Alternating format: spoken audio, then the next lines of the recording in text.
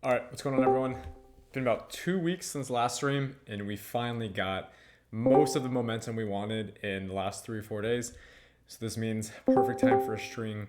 Also, we had buys about 2.5 to 3 days ago, I think, on LINK Dusk, and then we had XRP buys from about 2 weeks ago. We'll be going over those as well, all in this stream.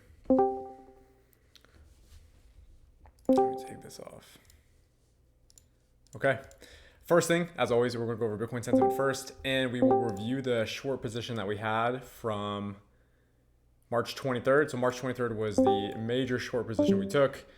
Obviously ended up getting stopped at a break even, but after a +2R reward trade. This one was fairly simple. I think we went over this one on last stream, but I'll go over it again for you guys to see.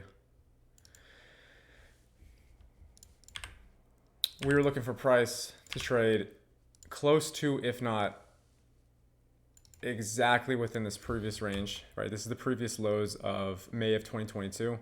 We sat here for about a month and a half. Here. Obviously, this builds up a lot of liquidity over time, and as soon as it broke, it had a massive waterfall. We can expect that if price trades back into this range, we'll have one of the exact same effects, just to the opposite side, and that's what we did. We ended up taking shorts off of the second test of the zone, as you can see here. First test was on March 22nd.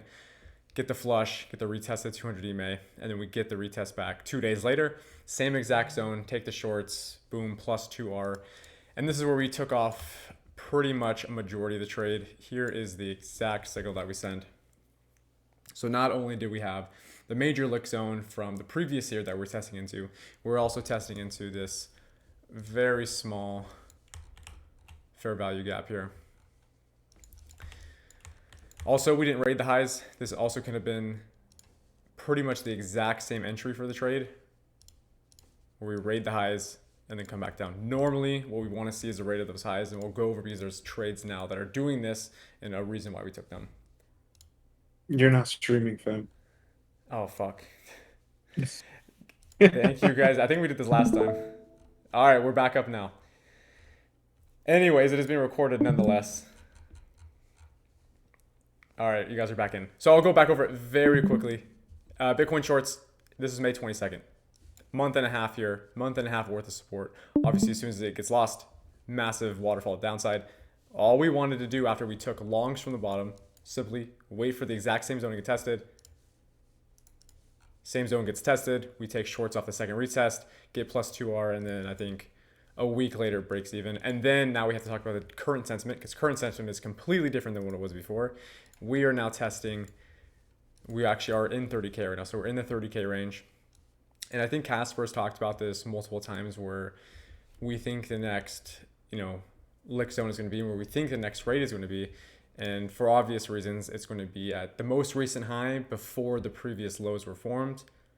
And this is right at 32,440. I think Casper talked about this even today, and we'll have to confirm that. But this is the high that produced this strong lows. I mean, it broke every single low. If we go to the weekly here, this high here is exactly what broke the weekly EMA. It broke the daily EMA. It broke every single low from the 2021 and 2020 rally. I mean, even coming all the way down to breaking the December rally low. So this is the most important high, right? This is where, if there are shorts built up from the mid 30s to 40s that are still being held, this is where their stops are going to be, and this is where we're going to expect the next rate to be. So that's the current sentiment, right? Definitely wouldn't want to be one trying to short into this massive rally. And we'll talk about this Bitcoin rally versus the alt rally, because alts are not getting any love. And I think for a specific reason, most of you can tell why this is. And we'll talk about this at the end, but it is the dominance coming to, I'm going to call it all-time highs, because this is 2020 and 2021, where there wasn't really much relevance for dominance anymore. Now we have relevance within this about 2-year range, which we've been talking about pretty much every stream. This is one of the most important things that I pound into your guys' head, is this exact setup here, this exact level, and why this matters so much, and why today, as you can see from this weekly candle, we're breaking out into the all-time highs of this exact range. So Bitcoin, in short, we're looking for a lick rate of the 32.4K zone. I mean, it's these highs here, right? And we expect the exact same thing that we did when we took the previous shorts. Rate highs, and then we'll expect some retracement. Shorts now, I think it's too risky. I don't think the risk reward there is there at all. Now, if you're looking for long positions, I still don't think that Bitcoin's the perfect long position. You can get max maybe 7% out of this, but this now goes into the previous altcoins that we bought, right? XRP was a buy from the previous stream, and we'll go over that one right now. We go back and forth on this one so many times. We bought this March 22nd. So here, as it was just hovering above the daily EMA, not much else to tell you guys, but besides the consolidation above this EMA gave us a lot of confidence that we weren't going to have one of these 2 days up and then 2 days down, 3 days above it, 3 days back down, right? Once it does this, and I've told you guys this many times, once you see price slide through the EMA like this, you can't put any importance on it, and you need to take it off your charts pretty much from that point. This is exactly what happened in March of last year, literally exactly 1 year ago. Again, price trades above it, fails, and then comes back down. The fact was we got this massive rally through, rated every single high before this in the entirety of March and early January, consolidated, but for 5 days, purchased, and I mean, the rest was history from there, right? We had the massive 40% move up into the highs. Still a solid, I think so, one of the best coins to hold. And I'll tell you what my favorite one is in a bit, but I still think this is one of the best ones only because we have now rated those highs. Next up, the ones that haven't made any moves. So for those of you that don't have these buys yet, these are the ones to pay attention to because they're still pretty much at my exact entry. First one we'll go over is Dusk. Dusk, very easy and simple trade to understand. We've cleared pretty much all relative highs. I'm not going to consider the August wick as a high because unfortunately it traded back down within the same day. So lick rate for sure here, but relevant high as a target. Main target for a long equity swing in the 50s. The one we want to focus on mostly because we want to take a short-term trade here. We've been seeing this trade for, I want to say, about a week and a half now.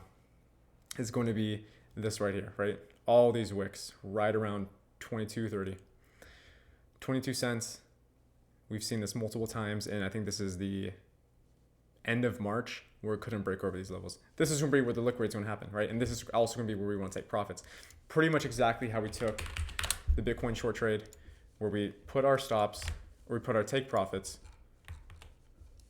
right at the bottom of that lick rate, right? Usually it's in the form of a double bottom where you can see obvious stops being placed. Low, low, took the shorts here. And as you can see, it traded in it for a brief second, right? And then we got pulled out, so we got profits here. And that's what we're gonna look for again. This, and just flip it to the upside, right? It's just gonna look like this. So that's what we're gonna do with Dusk. Pretty much, it's slightly in profits, but not in profits enough where I would tell you that the risk is off for the trade. Risk is still perfect for this trade. One thing that I do need to note is it is a half margin. So half the margin in this trade, you may ask why. The next set of margin that I want in this is going to be when we come to these lows, raid this low, and then we also come into this daily fair value plus this 4-hour fair value gap. And then that's going to be where I want to build the second half of the trade because it's such an obvious low that I can't comfortably put the entire margin into it yet until that low raids. I mean, it is literally a perfect double bottom here. And then TP right back to the top. So that's Dusk. Not my favorite of the two. My favorite of the two comes up next. And some of you might not be surprised by this, but this is LINK. LINK is a very important trade.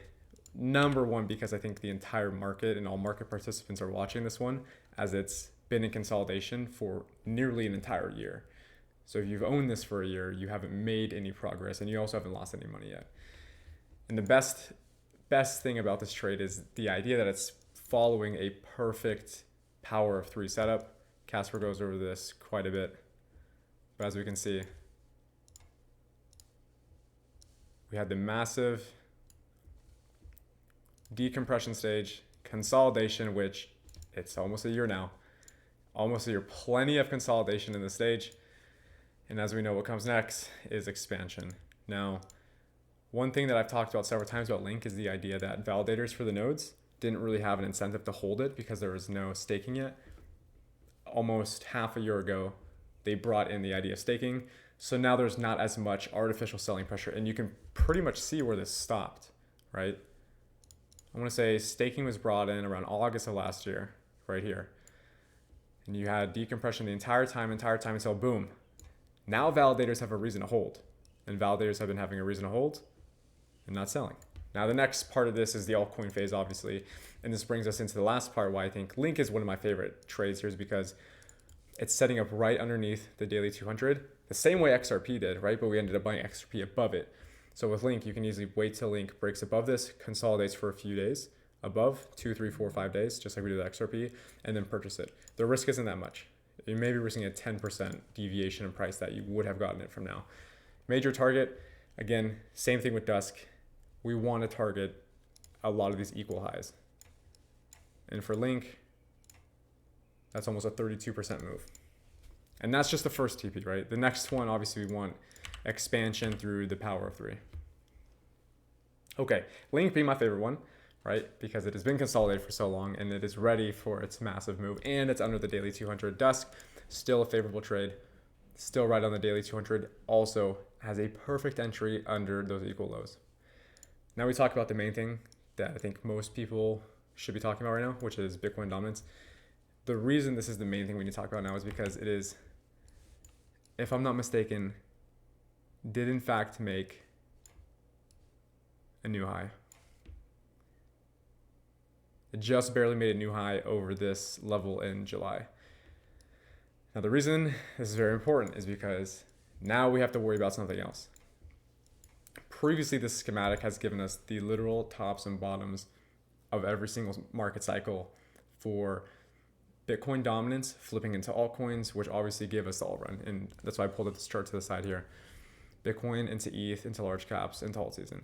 We started buying the alts. Bitcoin is currently the strongest in the entire market, hence why its dominance is almost at 50%. Now, the reason this matters is because the strength being shown here from Bitcoin at 50% comparatively to the previous weeks that we've seen it at the exact same level is stronger than anything yet. When we still have, to be fair, 4 days, we have 4 days left, right? These are weekly candles. Weekly candle from July 26th, completely towards the end of it, completely wicked out. This is what we want to see in order for that alt season to come in. Same thing in October. This is the same thing that happened in July of 2022, right? Weekly candles were strong all the way up until it, and then the next week closes red. So a weekly closing red on the dominance gives us a lot of confidence to add more margin into altcoins, because then we know that the next phase is coming. If we don't get that in the next 4 days, then we know there could potentially be a different market cycle, because it's not following the same cycle it's done for the past 2 years. And as you can see from the daily time frame here, right, marks all the way up until the 48% dominance, and then marks down fairly quickly. We did get some markdown phase, but not enough, and now we're tapping new highs. So 4 days towards the end of the week, that's where it's really going to start to get a little dicey. Because if we get the strong weekly close and the next weekly opens up green again, that may prolong the alt season, and that may prolong the desire for you guys to hop in some of these altcoins such as LINK or Dusk, because from that point forward, you'd have to actually start going through the flow chart and getting into Ethereum, Litecoin, Bitcoin Cash, and then getting into large caps such as the DeFi market caps with Maker. And that brings us to the last thing I want to talk about, which is ETH, which I think has a lot more upside in the market rather than Bitcoin does right now. Bitcoin to tag its highs is still about 7%, while ETH has about 10%. And ETH is also the next one in the cycle to start to get the money inflow once this dominance tears down a bit. And that's 4 days from now. 4 days from now, we'll know. Weekly close, do we get the wick? If we do, then you know it's time. You know it is time to start following the phase chart again. If not, the rest of the market is going to lag behind, and it's going to take quite some time for your altcoins to really start popping off. And that's just the case of the matter for the last 2.5, 3 years that this chart has been giving us. So I see one question. If Bitcoin dominance keeps showing a possible new market style, but busts past 50%, what does that look like? Number one, what's going to look like if this, right, if we get a weekly close here and we get a weekly close green on the next week too, this is going to show us that the previous cycle of market cap of 50% dominance for Bitcoin isn't going to give us a sell-off anymore. This means that your altcoins are most likely going to have a 2, 3, 4 month, another quarter worth of lagging behind. Bitcoin has been outperforming pretty much every altcoin in the entire market. If you've seen the last week, Bitcoin has moved. If you check here, watch this, and we'll go compare it to any alt. It was an 8% move, right? Well, we'll go to Link. Go to Link. This is another major market cap in the exact same amount of time. It's moved maybe 4%, and that's at the highs, right? Otherwise, it's only moved 2%. What else can we compare this to? Maybe Doge. Doge's another large market cap coin, but unfortunately hasn't moved that much. Maybe 3%. So every altcoin in the entire market getting outperformed from the largest market cap coin, right? Pretty much like S&P 500 outperforming anything that isn't actually in its S&P 500. So the way this is going to look is instead of looking for altcoins right now like we have to move up the market cap scale and start looking at majors, which will be your Ethereums, which will be your Litecoin, the typical market movers when Bitcoin has the majority of the dominance, and which it does right now. This is the highest amount of dominance Bitcoin's had in the last 2 years. This is 2 years here. So that's why I decided to stream today, because today's a big day. The past week and a half, nothing has really happened. Actually, nothing has happened at all. Today's the biggest day because we have the highest dominance in the last 2.5 years. It's important because it brings up this chart again. We were expecting downfall, and we still are. We have 4 days. We're expecting retrace from this level to then take advantage of this again and go into phase 4 of the alt season. Otherwise, we reset, go to ETH, and then go to the large caps.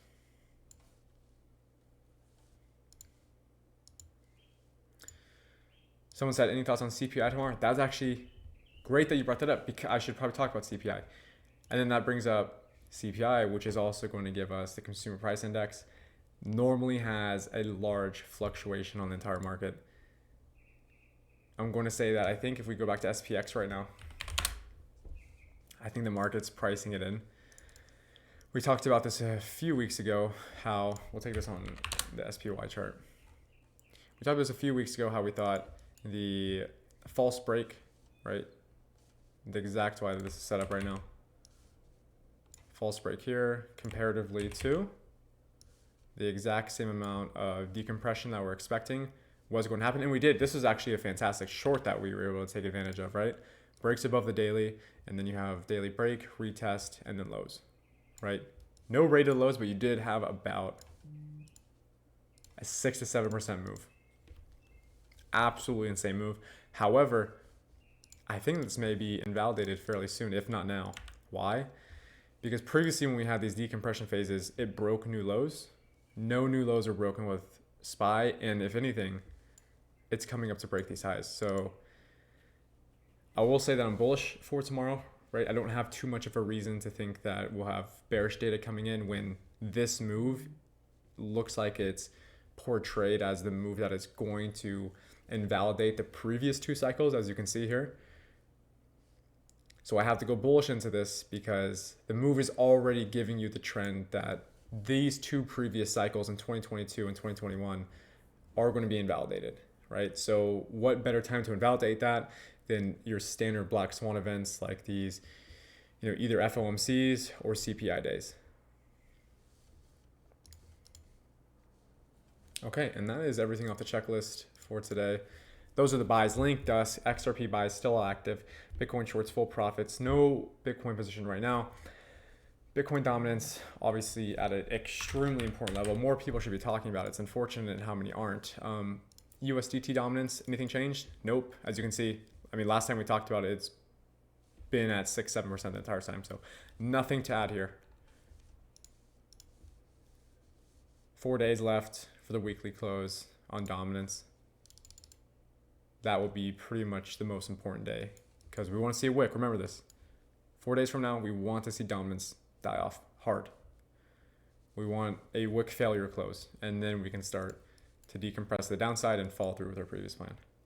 Litecoin having in 113 days, should we load up before it? Great question. I didn't even actually know about the halving for Litecoin. We'll probably be able to tell just from the chart what we're going to do here. So ETH and Bitcoin are above their weekly EMAs. Litecoin is not. I mean, Litecoin has a massive level to break right now. I mean, it's obvious this is pretty much one of the only levels you're going to need on your charts right now. And then you break, and then you retest, and then you retest again. The only problem I have with halvings is that they typically don't have the market fluctuation that one would expect. Sure, the halving would be good for it, right? I'm suspecting it's going to be less reward for mines for blocks mined, right? Which would be good. It slows down. It's a deflationary tactic. I just don't think in current market sentiment this is too much of what the market is desiring, and not too much of what the market's going to play into. I will say that the risk is a little bit lower for Litecoin. You're maybe looking at 10%. 10%'s been like max drawdown recently.